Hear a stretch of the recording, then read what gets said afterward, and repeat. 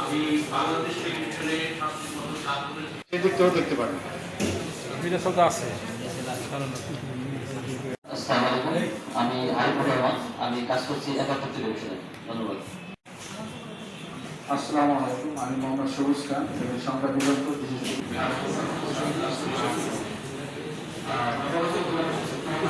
এটি নির্মূল হয়নি।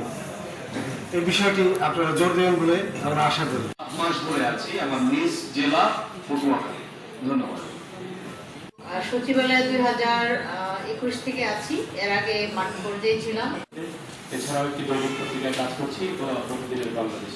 ধন্যবাদ। আসসালামু আলাইকুম এবং শুভ অপরাহ্ন। আমার নাম আলম রহমান, আমি অতিরিক্ত জেলা প্রশাসক। আপনারা মাঠে আছেন, আমার সাথে আছেন, আমি আপনাদের সাথে থাকি। পত্রিকা প্রথম আমার নিজ শব্দটি বিশেষ করে আমার কি প্রয়োজন আমরা যেন সবাই অ্যাড্রেস করতে পারি।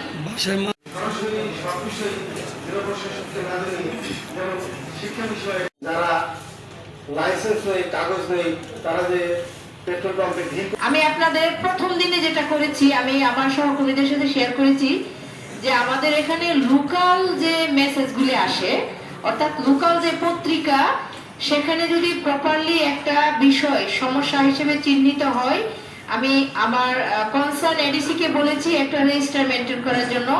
আমি লোকাল পত্রিকার যে মেসেজগুলো আসে সেটা পেস্ট হবে সেই রেজিস্টারে।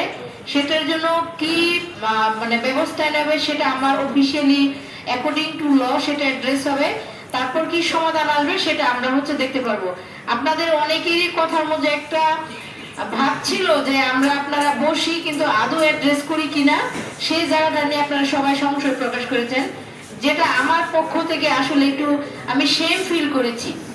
অথচ আপনাদের সাথে কিন্তু আমার দেখা হয় নাই।